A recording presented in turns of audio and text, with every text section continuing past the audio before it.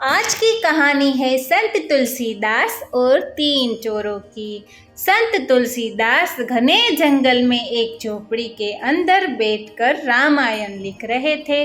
जब वो रामायण लिखने में व्यस्त थे, उसी वक्त उनकी झोपड़ी के बाहर तीन चोर आए।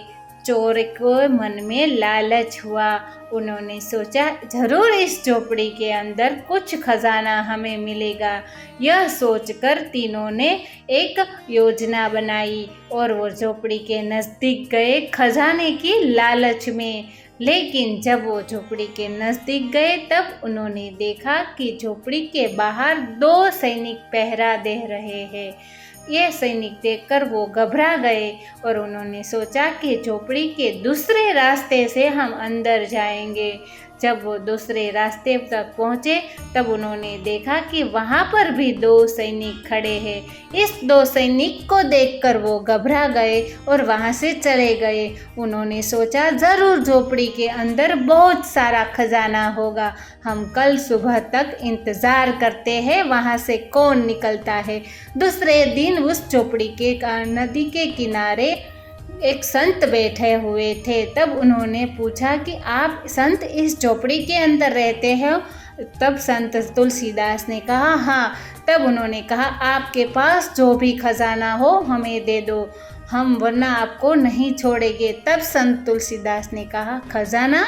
भला मेरे पास कैसे खजाना हो सकता है? मैं तो एक फ़कीर हूँ, मेरे पास कुछ नहीं है। तब चोरों ने कहा, झूठ मत बोलो, कल तुम्हारे झोपड़ी के बाहर चारों ओर सैनिक खड़े थे और पहरा दे रहे थे। अगर तुम्हारे पास कोई खजाना नहीं है तो 3-4 सैनिक कौन थे जो तुम्हारी झोपड़ी के बाहर खड़े हुए थे? तब संत तुलसीदास को आश्चर्य हुआ और उन्होंने कहा, क्या सच में मेरी झोपड़ी के बाहर कोई खड़ा था? तब उन्होंने कहा, हाँ। तब संत तुलसीदास को लगा कि ज़रूर मेरी झोपड़ी के बाहर स्वयं भगवान श्री राम और लक्ष्मण आए होंगे। तब वो संत तुलसीदास उन चोरों के पैरों पर गिर गए और कहा कि आपने भगवान के दर्शन किए, आपने स्वयं भगवान के दर्शन किए हैं, आपका तो जन्म सफल हो गया। इतनी बात सुनकर चोरों को तो जैसे कुछ झटका सा लगा। उन्होंने सोचा कि स्वयं भगवान हमें दर्शन देने आए थे। वह बहुत खुश हुए। वो भी अपनी गलती पर पछता रहे थे। उन्होंने संत तुलसीदास के चरणों में गिर गए और कहा कि हमें भी अपने चरण में ले लो। संत तुलसीदास ने भी उन्हें भी संत बना दिया और वो भी भगवान की भक्ति में लीन हो गए। अगर ये कहानी अच्छी लगी हो तो लाइक, शेयर और सब्सक्राइब करें प्लीज़। Thank you.